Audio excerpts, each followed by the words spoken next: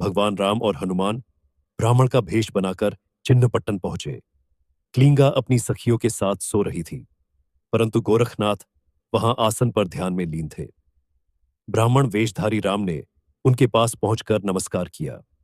गोरखनाथ ने उन्हें आदरपूर्वक अपने पास बैठाते हुए पूछा, हे ब्राह्मण, आप इस आधी रात के समय मेरे पास किस इच्छा से आए हैं? कृपया मुझे बताइए। यह सुनकर राम जी और हनुमान जी ने उत्तर दिया, हे प्रभु, पहले आप हमें वचन दें, तब हम अपनी इच्छा बताएंगे। वचन देने की बात सुनकर गोरखनाथ को यह स्मरण हुआ कि उन्होंने विभिन्न अस्त्रों के द्वारा त्रिया राज्य के मार्ग को अवरुद्ध किया है।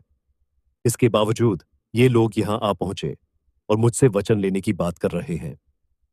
यह सोचकर गोरखनाथ को शक हुआ कि ये साधारण ब्राह्मण नहीं हो सकते। ये अवश्य कोई देवता है और किसी विशेष उद्देश्य से यहां आए हैं। यह विचार करने के बाद गोरखनाथ बोले, पहले आप अपना सही परिचय दें, तभी मैं कुछ कह सकूंगा। श्री राम और हनुमान समझ गए कि अब छल करने से कोई लाभ नहीं होगा। भगवान राम ने सत्य बताते हुए कहा, हे गोरखनाथ, मैं ब्राह्मण के रूप में राम हूं और यह मेरा भक्त हनुमान है।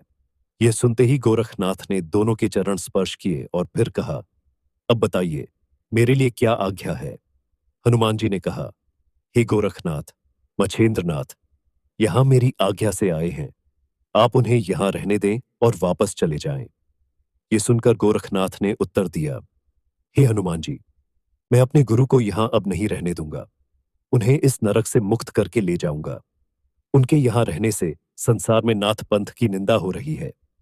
इसके अतिरिक्त आपकी जो आज्ञा होगी मैं स्वीकार करूंगा। गोरखनाथ के यह शब्द सुनकर हनुमान युद्ध के लिए तैयार हो गए। इस बीच भगवान श्री राम ने अनुभव किया कि गोरखनाथ मछेंद्रनाथ को यहां नहीं छोड़ेंगे।